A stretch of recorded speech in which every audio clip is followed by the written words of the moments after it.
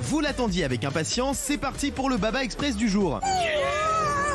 On a zappé sur France 5 et dans la quotidienne, on est tombé sur une chroniqueuse atteinte d'un terrible toc. Dès qu'elle entend un mot, elle est obligée de le mimer. Le mode sombre de nos téléphones permet-il vraiment de réduire la fatigue des yeux? Pouvons-nous demander un dédommagement si on a raté l'avion à cause d'un contrôle de sécurité? Comment venir à bout des mythes alimentaires? Ces couteaux qui rouillent quand elle les passe au lave-vaisselle. Ensuite, on a regardé Top Chef. Ça, c'est intéressant. Merci. Et on sait pas pourquoi, mais hier soir, Michel Saran répétait tout ce qu'il entendait. Globalement, ce plat est plaisant. Globalement, ce plat est plaisant. Les assaisonnements sont bien. Les assaisonnements sont bien. Il se passe des choses, pas forcément définissables. Il se passe des choses, mais c'est pas très définissable encore. Dis donc, t'as fini de répéter tout ce que je dis, toi? On a regardé la Villa des cœurs brisés et on n'a rien compris à l'histoire de ce candidat. Beaucoup trop de prénoms. Aussi, Adrien arrive avec Sergio. Adrien qui est un prétendant du coup pour Manon. Je me dis, oh là là, vu que Manon est en bail avec le Dany, je sens que le Adrien, il va se faire un peu remballer. Ça me fait de la peine pour lui. Aïe, aïe, aïe. Sur BFM TV, on a vu un envoyé spécial qui avait pas trop envie de bosser. Puis on va retrouver Lionel Top dans les Hauts-de-France où le SAMU a reçu du renfort, les centres d'appel. On revient Lionel, on revient, ils sont débordés les centres d'appel. Et puis sur LCI, c'était le débat des candidats de la mairie de Paris avec Rachida Dati qui apparemment s'est crue dans des chiffres et des lettres. 245 000, 330 000, 249 000, plus 16%, 42%, 970 000. Le compte est bon. Allez, on se quitte avec l'homme aux lunettes les plus chelous du monde. Le chef à l'œil rieur et aux lunettes orange, Jean-Pierre Pouvreau. Il est fou, Afelou, il est fou. Voilà. On reviendra tout à l'heure sur la sortie, bien sûr, de Anne Hidalgo. Je vous le dis, Anne Hidalgo qui a provoqué un véritable marasme. La maire de Paris, bien sûr, la maire de Paris, Anne Hidalgo, par ici, la bonne soupe.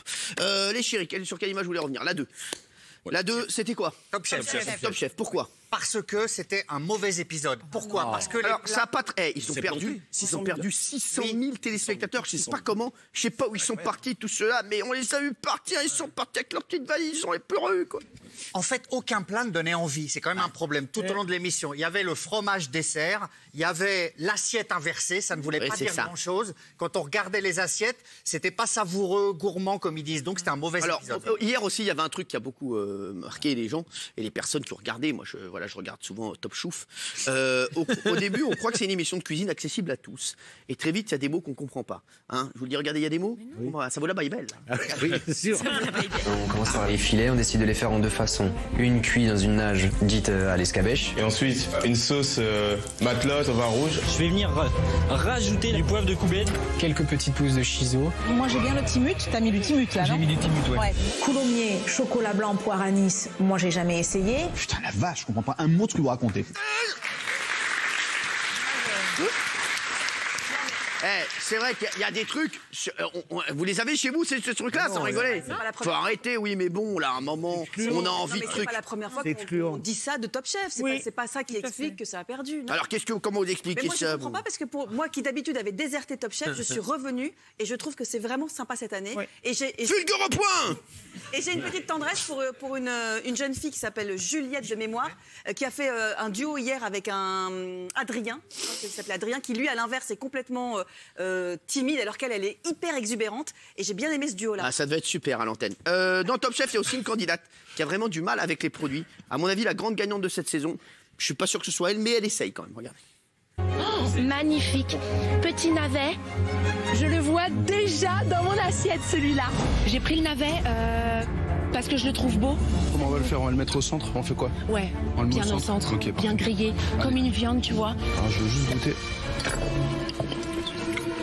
Non, c'est pas du navet, c'est du radis. Oh putain, merde.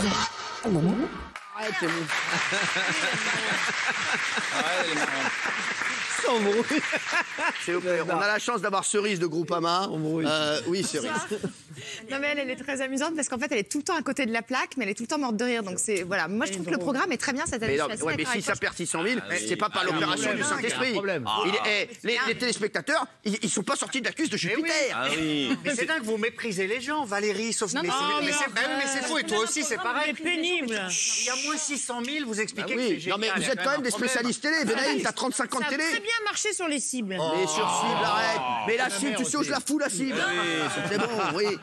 Pourquoi ça a perdu? Le casting n'est pas bon. C'est le casting, cette année, voilà. c'est répétitif. Point Ils ont voulu barre. dire qu'ils apportaient de nouveaux éléments. C'est avoir une vraie routine. Les plats, on peut pas les reproduire. On n'arrive pas à les goûter. Le casting n'est pas terrible. Moi, si je peux donner mon analyse média, excusez-moi les chéris, je pense aussi, c'est que France 2 à 3,9 millions le mardi, c'est rare. Oui. Le mercredi, parce qu'il y avait le match de foot. Lyon PSG qui a cartonné. Voilà. Après, c'est normal que ça s'en sorte sur cible. Les ménagères, elles regardent pas beaucoup le foot. Donc forcément, ça, c'est la palissade. Excusez-moi. Oui, Casimir. Palissade. C'est de plus en plus destiné aux vrais professionnels parce qu'avec les plats qu'ils préparent, vous adoriez c'est pour ça Top que Chef. les vrais professionnels, ils le regardent en replay et ils le refont Bien chez sûr. eux. Moi, j'ai des copines qui adorent refaire l'émission, mais en replay. C'est vrai? Ah ouais, alors regardez les audiences d'hier. Football, donc OL PSG, 5-1 pour le PSG, 3,9 millions. On avait TF1 Émergence. Alors ça émerge pas du tout, hein. C'est une catastrophe. 2,8 millions. C'est fini, ça y est, c'est fini. Ils ont tout bradé hier. Oui, c'est fini. Mais il y a beaucoup de choses qui vont se finir. Top Chef, 2,6 millions, donc c'est pas ouf. Ils ont perdu 600 000. La belle saison. C'était un téléfilm sur Arte et je l'avais dit l'après-midi que ça cartonnerait. Ça, je vous jure que c'est vrai, j'ai dit à mes équipes, vous allez voir, 1,6 million. Et alors ça, je m'attendais pas du tout à ce que ça marche autant. Jean-Baptiste Guégan, L'incroyable destin, donc la voix de Johnny, qui a fait 1,1 million. Il faut savoir aussi, je vous le dis, et je vous jure que c'est vrai, j'ai regardé ce matin parce que je vous donne des infos, beaucoup d'infos médias, je vous le dis, ils ont fait plus de 700 000 téléspectateurs sur les plus de 60 ans. Voilà, c'est-à-dire que vraiment le gros, c'est vraiment sur les plus de 60 ans, vraiment, parce que c'est vrai que la voix de Johnny. En fait, j'ai envie de le regarder, puis finalement, moi, je suis resté bien sûr sur W9 avec Enquête criminelle, bien sûr, des crimes, jusqu'à plus soif. Les chéris. Tiens, justement, vous voulez qu'on revienne sur quoi? Oui, le 5. Qu'est-ce que c'est que le 5? C'est Rachida Datou. Ouais. Alors, Rachida Datou, qu'est-ce qui se passe? Eh ben, moi, j'ai pas vu l'émission, mais sur Twitter, ça a été repris. Il y a eu 30 000 tweets, donc ils étaient en top tweet toute la soirée. Donc du coup, je les regardais via les réseaux sociaux et j'ai trouvé ça ouf. Tous les débats ont été repris et ça s'est bien défendu et je trouvais ça cool. Est-ce qu'on a un extrait, s'il vous plaît, en régie? Parce que je l'ai pas là, Olivier Abid. Merci. Oui, merci. Non, il est mort. Oui, alors. J'ai trouvé que c'était totalement abstrait, déconnecté de la vie réelle des Parisiens. Ça s'adressait d'abord aux Parisiens, puisque c'est les. Ça fait une catastrophe d'audience. Hein. Moi, je suis parisien. Rien ne m'a intéressé. C'est parce que c'est la baston qui m'a fait rire parce qu'elles se sont bastonnées. C'est pour ça que j'ai regardé et ça m'a intéressé. Elle croyait qu'elle était dans l'épreuve de Fort Boyard avec la sauvageonne. Elle. Allez, on va revenir sur Eric des 12 coups de midi. Va-t-il détrôner Paul? Eh oui, parce qu'il y a un nouveau champion dans les 12 coups de midi qui s'appelle Eric Rico pour les intimes. Si vous ne savez pas de qui il s'agit, on vous l'a présenté en vidéo. Regardez. Il est beau. C'est le nouveau phénomène du midi de TF1, Eric, un candidat de Jean-Luc Reichmann qui accumule les victoires et commence à se faire un nom. En place depuis le 21 novembre 2019, voilà 106 émissions que ce candidat de 45 ans arrive chaque jour à conserver sa place dans les 12 coups de midi. Un père de famille à la culture générale impressionnante. À quel enfant fait référence le droit d'aînesse? C'est l'aîné. Qui en quelques mois seulement s'approche dangereusement du record du champion précédent, Paul, qui avait réussi à marquer l'histoire du jeu avec 153 participations et pas moins de 691 522 € de gains accumulés. S'il avait aussi retenu l'attention des téléspectateurs, c'est aussi parce que ce jeune homme attachant était atteint d'une forme d'autisme dont il avait accepté de parler et que son incroyable culture avait mis tout le monde d'accord. Mais voilà, Eric, qui a aujourd'hui pris le relais dans le fauteuil de champion, pourrait aussi prendre sa place sur le podium, car aujourd'hui, la cagnotte accumulée par celui qu'on surnomme Fantastérix a dépassé les 561 313 € de gains. Statistiquement, Eric pourrait remporter une plus grosse somme d'argent en moins d'émissions. Mais réussira-t-il à battre le record de ce champion hors norme? Affaire à suivre.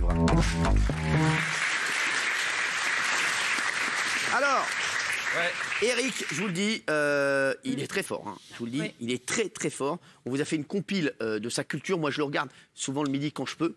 Eh ben, je peux vous dire, lui, il va aller très loin, oui. Mais le sort s'acharne sur l'émission parce qu'il est très fort, mais il est détesté par le public. Tous les jours, il y a des tonnes de messages qui disent qu'il est arrogant, qu'il se la raconte, il sourit jamais, il méprise les autres candidats. Quand il gagne, il fait genre, allez, dégage vite, etc. C'est ça qu'on aime aussi, c'est un personnage. On se dit, on a envie de le voir sortir, et pourtant, il est toujours là, et il est fort. Et surtout, l'antinomie avec Paul fonctionne très très bien, puisque Paul était extrêmement attachant. Donc du coup, on peut justement feuilletonner sur cette différence entre les deux candidats. En parlant d'anti-momie, Isabelle. Alors, Point de vue antinomie, je suis d'accord. Mais alors, c'est comme Paul, il lui arrive de chuter sur des questions extrêmement faciles. Dimanche dernier, il y avait une question facile, tu te dis, mais non, pas toi. C'était quoi la question? Je me souviens plus, c'était une question d'histoire super facile. Mais super facile. D'accord, merci. Et donc, on se dit, tiens, c'est bizarre. Vous voyez, c'était pas plus bizarre que pour Et les gens Paul. l'accusent qu'on lui donne des questions bizarre, très faciles. Alors, regardez, on vous a fait une compile. Regardez, arrêtez, c'est bon. C'est la question encore. C'est parti. Je pense que le terme vient de la culture hébraïque. D'accord. Et on parle notamment de Ésaü qui vendit son droit d'aînesse pour un plat de lentilles. Ésaü? Oui, c'était... Attendez. Ouais. C'est pas une échelle linéaire, c'est logarithmique. Donc ça veut dire que quand on augmente d'un, on multiplie par 30 l'énergie du séisme.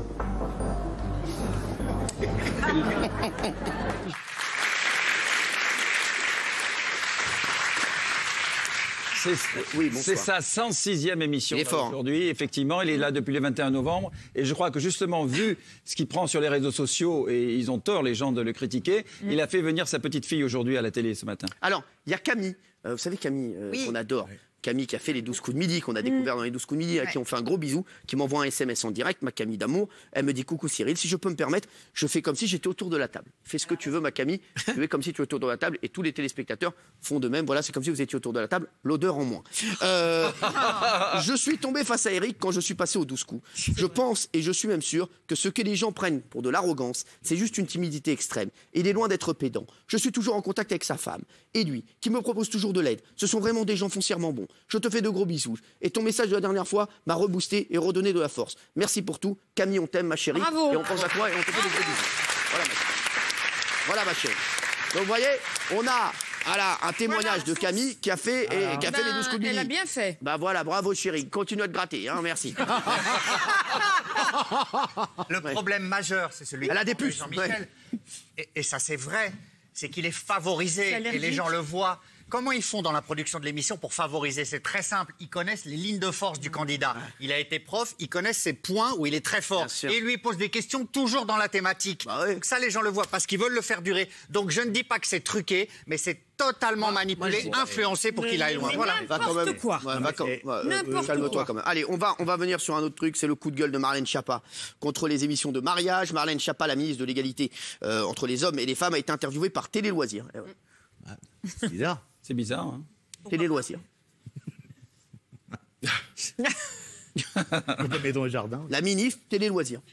Non, mais Marlène, Télé Loisirs. Quoi. Ils ont le droit, ils sont journalistes. Non, mais ils ont le droit, oui, Télé Loisirs. C'est pas ils ont le droit. Non, mais c'était suite au... Oui, mais Télé Loisirs. Et pourquoi pas Télé Z avec le chien? Non, mais c'est bon, quoi. Alors, elle attaque les 2 émissions de mariage. Mariée au premier regard et 4 mariages pour une lune de miel. Marlène Schiappa. Télé Loisirs. Oh, regardez. Un peu de mal avec le concept de dévoyer en fait l'engagement qu'on va prendre quand on va se marier et de le faire comme d'un pari. Je la trouve horrible cette émission. En fait, je me dis mais en fait il n'y a plus rien de sacré.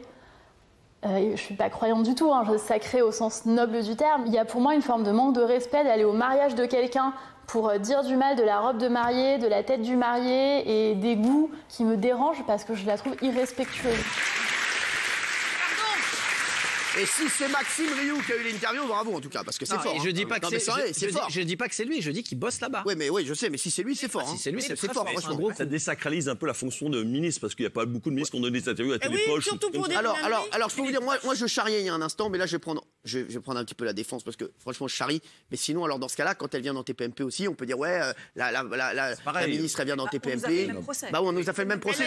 C'est une émission de débat, c'est pas un magazine de télé. Oui, mais je vois pas pourquoi on le ferait aux autres aussi. Elle a envie de parler au plus grand nombre. Aujourd'hui, il faut savoir que téléloisirs.fr, c'est avec Jean-Marc Morandini le site le plus puissant, donc le blog le plus puissant. Donc si elle veut parler au plus grand nombre, elle a raison. Voilà, c'est Jean-Marc Morandini aussi qui est énorme et Télé Loisirs. Mais elle est plus pertinente ici, pardon, parce que là elle dit une grosse ânerie. Elle dit je suis pas croyante, mais on dévoile le mariage, mais il se marie pas à l'église. Quel rapport avec la foi et la croyance? Allez, merci. Il se marie à la mairie.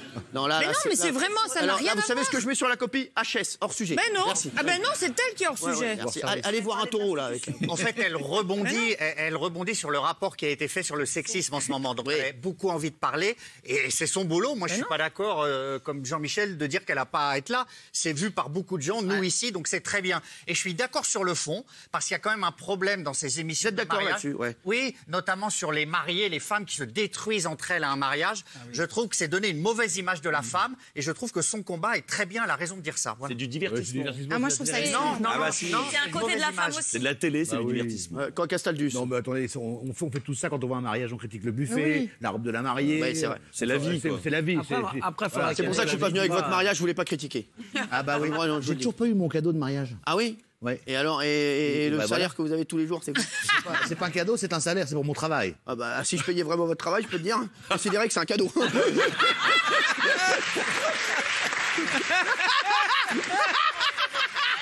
Il est content. Non, mais quand elle est sur Balance ton poste, elle parle politique. Quand elle est interviewée par Télé Loisirs, elle parle de télé. Enfin, je veux dire, c'est logique. On lui pose une question sur une émission de télé, elle répond. Non? Allez, allez, on y va. Hier, allez, non, merci, on vous appelle semaine prochaine. Première vente, TéléZ. Oui, hein? TéléZ, pour une forte vente. Bah oui, c'est grave sur les chiens, parce qu'il faut... Non, mais c'est vrai. Alors, hier, c'était un petit événement sur RTL. Laurent Gérard, j'aime beaucoup, a fêté en direct sa 3 millième chronique. Pour l'occasion, RTL lui a dédié une émission spéciale. Ils ont invité tout RTL. Vous étiez invité? Non, mais on le cédait la place, parce que c'est à la place de Laissez-vous tenter. D'accord, très bien. Alors, Yves Calvi a invité notamment Alba Ventura, Stéphane Bern, Édouard Baird ou encore Michel Drucker. Pendant l'émission, il a notamment imité Renaud qui parle du coronavirus et de ses conséquences. Regardez. Bonjour Renaud. Bonjour mademoiselle Jaja, bonjour monsieur Campari. Oui, c'est presque ça. J'ai lu dans la presse qu'il y avait un risque de pénurie de gel hydroalcoolique. Oui. Alors je vais en acheter 1 ou 2 caisses. Même si entre nous, j'aime pas trop ça, le gel hydroalcoolique. Ah oui. Surtout l'hydro. Oui, c'est sûr. On adore. Ah, on adore. Alors, on a voulu se faire un petit plaisir. On s'est fait un top 3 des chroniques de Laurent Gérard sur RTL. Alors, la première chronique de Laurent Gérard sur RTL s'est déroulée le 2 janvier 2001. Et le plus mémorable pour moi, c'est quand il faisait des imitations devant les hommes politiques. Ah oui. On vous a fait un top 3. Il y a d'abord Nicolas Sarkozy. C'était en 2016, en 3e position. Il était candidat à la primaire de droite. Et il semble vraiment kiffer l'imitation que Laurent Gérard fait de lui. Regardez. C'est vrai qu'on a appris cet été dans Le Point et sur RTL que vous êtes un grand fan de C. Jérôme. Bah oui, alors. Vous voulez savoir pourquoi? Comment que ça se fait? Il se fait battre. Que j'aime C. Jérôme? Eh ben, je vais vous le dire. J'aime C. Jérôme parce que c'est Jérôme. Ben oui. Et j'aime aussi Paul Naref parce qu'il donne tout pour sa chérie. Et France Gall parce qu'elle donne tout pour la musique. Et ben, vous voyez, mademoiselle Jeanne, moi je lui ai donné tout pour la France. 240 pages, 18 €, écrit petit. Jean-Mi, je sais que tu le kiffes. Comment? Je sais que t'aimes bien Laurent. J'adore, moi. C'est le seul, je trouve, qu'il est bien meilleur que Canteloup. Ah, parce que t'as un problème avec Canteloup qui est mon pote en plus. Voilà, c'est pas un problème, mais Canteloup, quand vous le regardez pas. Mais il est exceptionnel. Quand vous entendez que la voix, vous êtes incapable de dire. Il a raison. Mais moi, ce que je demande à un imitateur, c'est d'être drôle. Nicolas Canteloup, je suis désolé, et Laurent Gérard aussi. Nicolas Canteloup, il est très drôle aussi. Je suis désolé. Il a des auteurs formidables, les textes sont très bons. Laurent est très fort aussi, mais c'est vrai que Canteloup, moi, ce que j'aime, c'est dans la caricature, mais il est très drôle. Après, chacun pense ce qu'il veut, mais c'est vrai. Et j'étais ce jour-là. Super. En 2e position, c'était avec François Hollande. Regardez. Et concrètement, quel président serez-vous? Moi, président de l'Amicale Bouliste? Je ne participerai pas à des collectes de fonds pour payer l'apéro après les parties. Moi, président de l'Amicale Bouliste? Je ferai arbitrer les parties de manière indépendante. Je mesurerai au millimètre près la distance entre le cochonnet et les 2 boules les mieux placées. Moi, président de l'Amicale Bouliste, j'interdirai à Dominique Strauss-Kahn de sortir les siennes.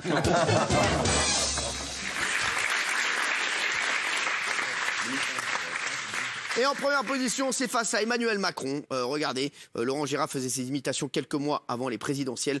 Et la particularité de ce passage, c'est qu'il ne se contente pas de faire Emmanuel Macron, mais il fait aussi Brigitte. Regardez. Emmanuel, tu n'as pas vu le Paris Match? Ah non, Brigitte, j'ai pas vu, c'est lequel de Paris Match?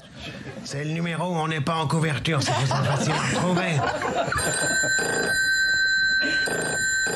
Oh, flûte alors, qu'est-ce que c'est encore? Allô, si c'est pour une véranda Stéphane Bern, on en a déjà. Allô, bonjour, c'est François Hollande. Je pourrais parler à Emmanuel? Oh, je vous l'appelle, mais ne lui faites pas trop perdre de temps, il révise son programme. Emmanuel, c'est pour toi, c'est Monsieur Hollande. Oh, qu'est-ce qu'il me veut encore le gros teinté, il est collant.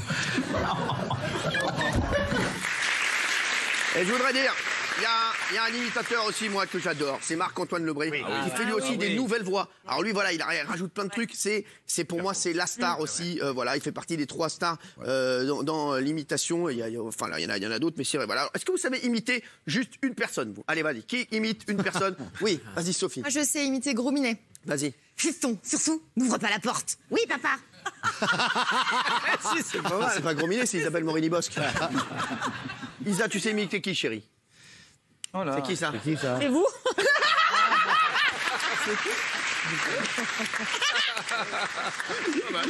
Ah, vas-y, qui sait imiter un truc? Allez, vite, allez, oh. Allez, Bélaïm. Et on fait tourner les serviettes. Oh, super.